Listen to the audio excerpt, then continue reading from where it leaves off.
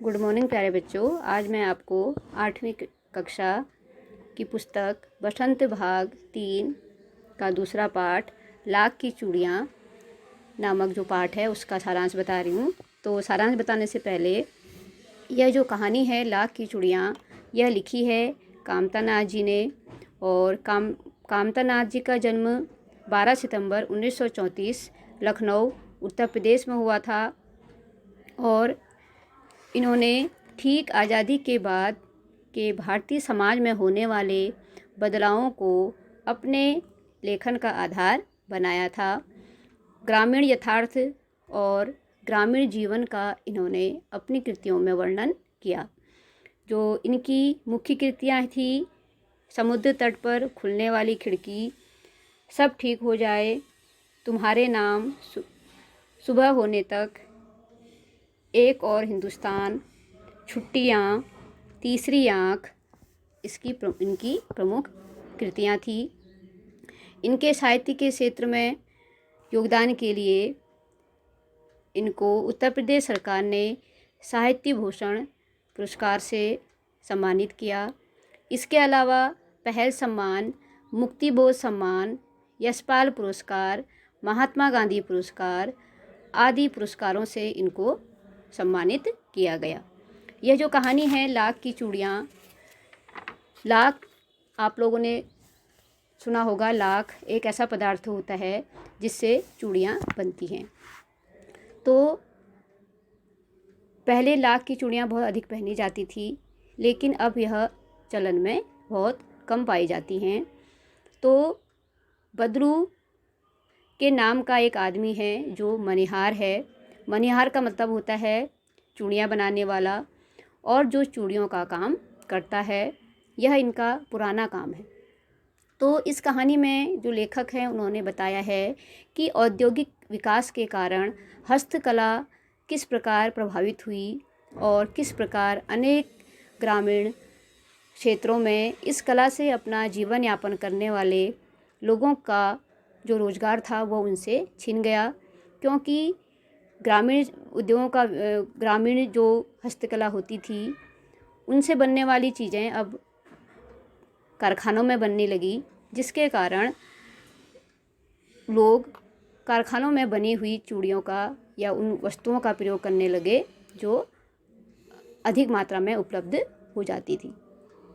तो लेखक कामता नाथ प्रसाद बताते हैं कि जो जनार्दन नामक जो छोटा बच्चा है वह हर बार अपने गांव जाता है और उसे वहां जाना पसंद है, क्योंकि वहां पर उसे बदरू काका से मिलना बहुत अच्छा लगता था।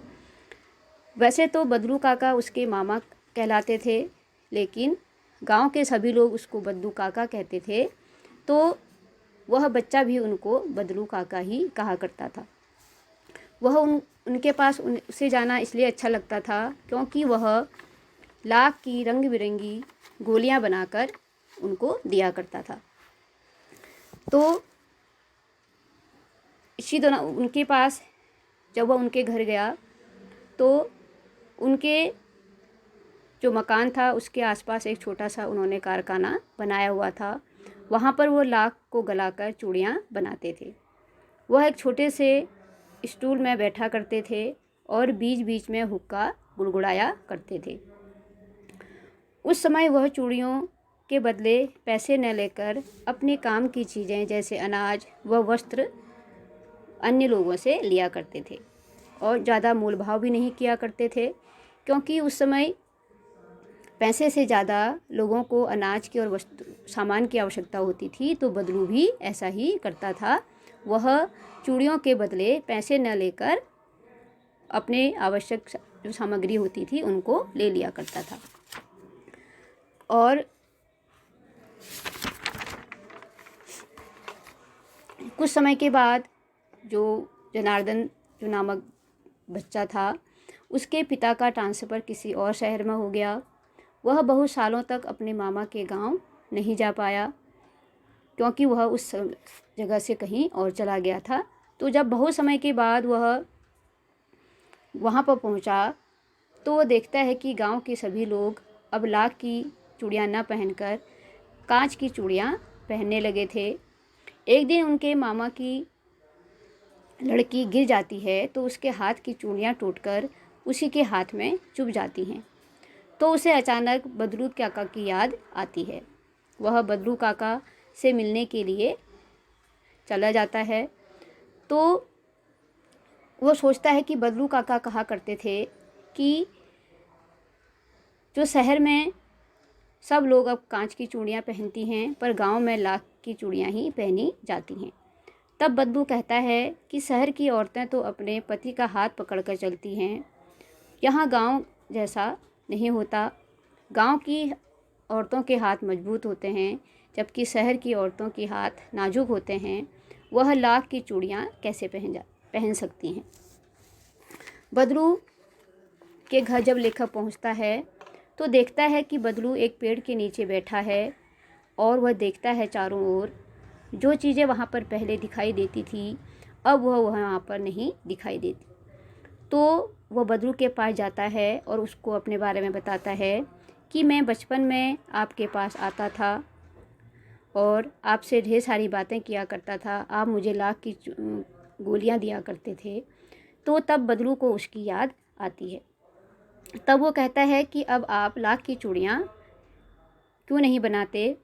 तब वो कहता है कि गांव में कोई भी अब लाख की चूड़ियाँ नहीं पहनते, सब कांच की चूड़ियाँ ही पहनने लगे हैं।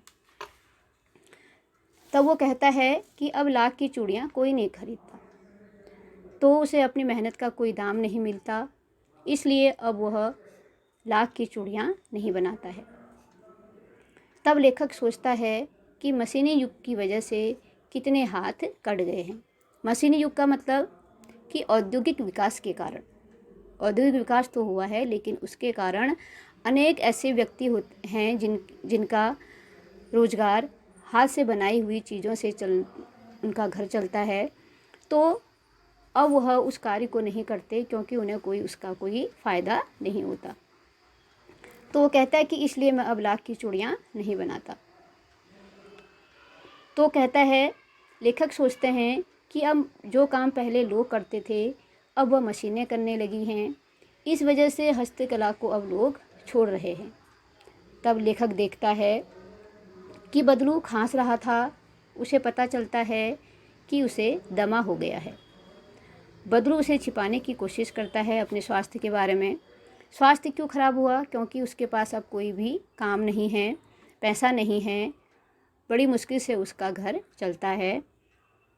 फिर कहता है कि घर में खाना पीना सही नहीं है, इस वजह से उसका स्वास्थ्य सही नहीं। फिर वो उसके गाय के बारे में पूछता है तो वो कहता है कि गाय तो मैंने 2 साल पहले ही बेच दी क्योंकि उसे खिलाने के लिए मेरे पास चारा नहीं है। तब लेखक पूछता है आम की फसल कैसी हुई? तब वो कहता है कि आम की फसल अच्छी है, तुम आम खाकर जाना। क्योंकि पहले बचपन में भी जो लेखक थे वो बदलू के पास जाया करते थे तो उसे वह गाय का से बनी हुई चीज़ें, दूध, मलाई, दही, ये सब दिया करते थे।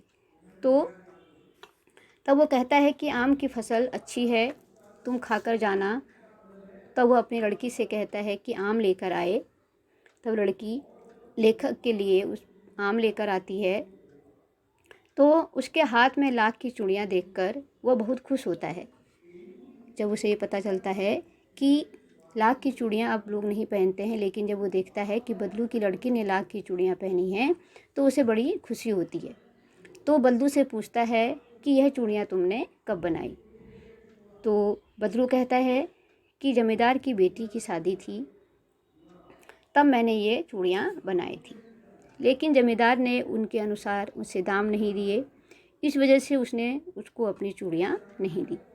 तो यहाँ पर बदलू के अंदर अपने काम के प्रति जो ईमानदारी थी, जो उसके अंदर एक स्वाभिमान था, उसको भी यहाँ पर दिखाया गया है क्योंकि वह अपने कला का अपमान सहन नहीं कर सकता था। क्योंकि जो उसने इतनी मेहनत से बनाए थे उन चूड़ियों को जमींदार मन मुताबिक दाम में लेना चाहता था। तो इसलिए वो कहता है कि मैंने ये चूड़ियाँ मेरी लड़की ने पहन ली।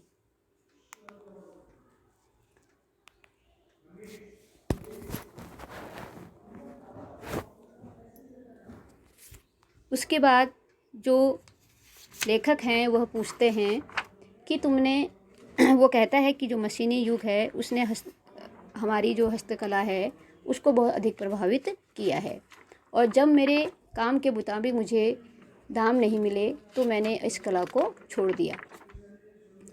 तो